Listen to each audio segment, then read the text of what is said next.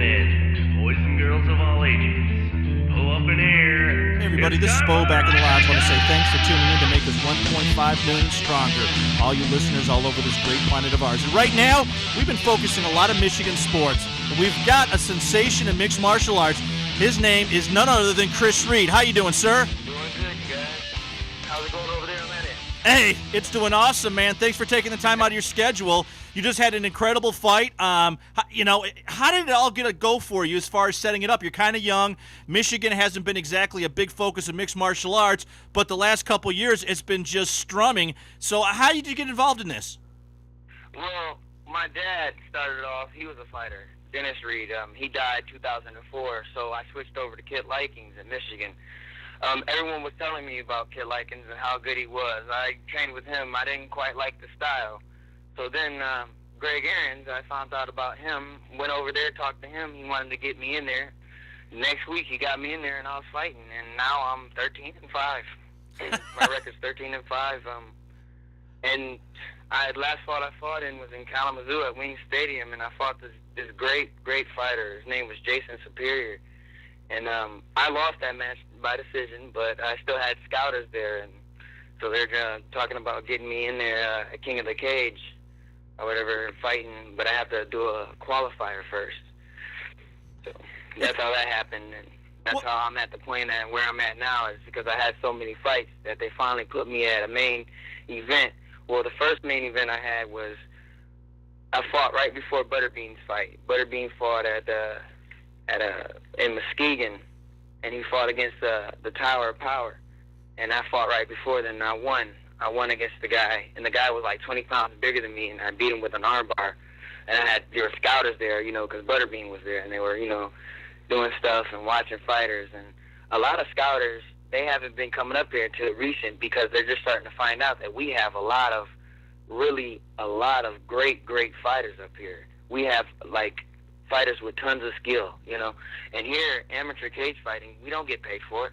So the fighters here, they do it because they love it and it's their passion. So they really work hard and train, And some other states, like in Indiana, they pay their fighters. They don't pay them that much because it's still amateur fighting. They do give them a portion of money for fighting, for losing or winning. And that's, some people off the street come in there, with no training. They just want the money. The little bit of money that they get, just some chump off the street comes in there and fights, and it's not a good fight, and they don't put on a show for the audience. Up here, in that case, we don't get paid because it's amateur, and there's a whole set of rules. It's a lot deeper than just fighting, You have to go through all the blood work. You have to do everything, except for the only difference is between amateur fighting and pro fighting in Michigan is it's a lot harder to be an amateur fighter than it is to be a pro fighter. You've got to balance a job out as well as cross-training, and your training is pretty extensive. Most of the biggest superstars in fighting have so much ground and pound work every single week, let alone leading up to the fight. Yes. A lot of guys are so beat up before they fight because they train so hard, that it also takes away from them. Because Absolutely. They train so hard, and some of them lose their matches because of that. Well, I think the interesting thing you pointed out right there is how you cross-trained, who you worked with. A parent was involved in boxing. We had a chance to talk to Pinklin Thomas off air, and he learned how to really hit people by working with a mixed martial artist. That showed him how to really zing his punches, which really helped out his career. A lot of professional fighters have been cross-training on the technique of fighting the right way as far as moving the hand and snap in motion and connecting because of the success of mixed martial artists. In the same token, a lot of boxers like Brad Blackburn and John Doomsday were traditional boxers that have done nothing but except win in every stages of mixed martial arts. That's kind of impressive to see how both sports have been successful on using each other's techniques. Yeah, that's very true. We have, I didn't just start off MMA. I was a Thai fighter. I used to fight in Thai. I used to do Thai boxing.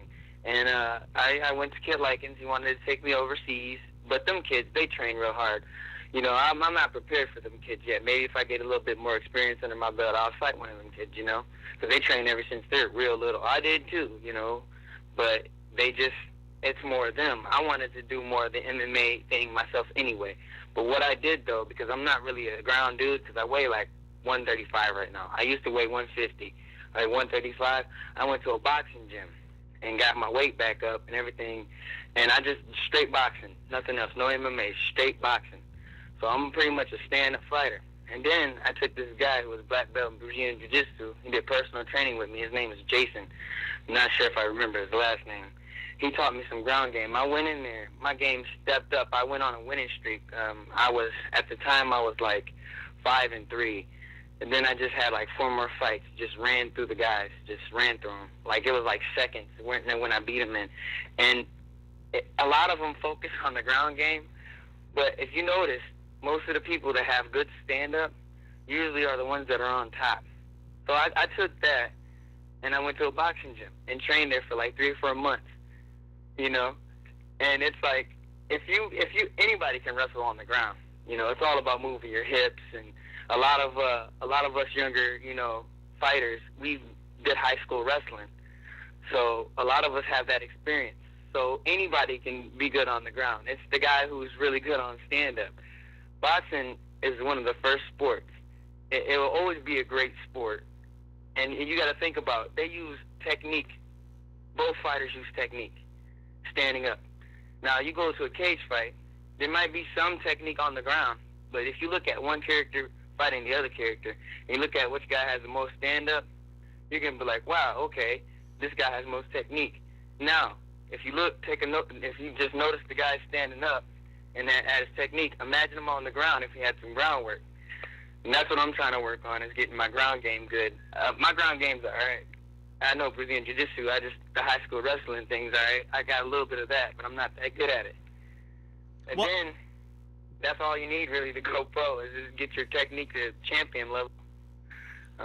And I think you got to work on a little bit of cardiovascular, because once you're a wrestler for life on learning how to work out the cardiovascular, because a lot of boxers cross-train, a lot of wrestlers cross-train, a lot of Brazilian Jiu-Jitsu trains, but it comes down to how well do you work the heart out, because, as you know, each 5-minute round probably feels like a 2-hour workout at the end of each time that bell rings. Look, my first match, when I got done, I threw up. I was so sick. It was crazy.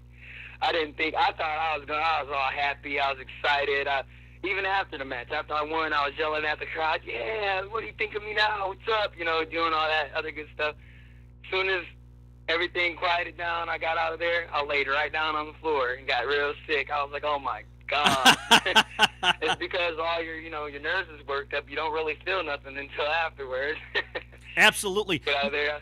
Now, Chris, we've heard a couple scuttlebutts on different blogs and websites about you possibly joining the Affliction card, even though the Affliction was canceled because the Federer and that knucklehead Josh Barnett got busted for steroids. But is it still going on? Is there still talk about you going into the Affliction cards now? There's talk about me going to King of the Cage. There's talk about me going to WEC. It's been real, but for me, it's been real crazy. You know, I'm having a daughter on the way. Oh, congrats, man. That's awesome. She's due pretty soon. You know, the thing is with fighting, you go up the ranks. It's all ranks. You win, you go up the rank. You fight the next guy. Now, you lose, you have to restart from scratch. You know what I'm saying? To get paid that amount. So what I've been doing, I've been taking it slow. I've been training here and there, watching my weight. And what I was going to do, because I got a job now, I work at, Lowe's, making paint for people. It's all good. It's all good, man. We all do that stuff. Yeah, ain't nothing wrong with working. But no, I've been watching my weight and whatnot, and just waiting for fights that fit me.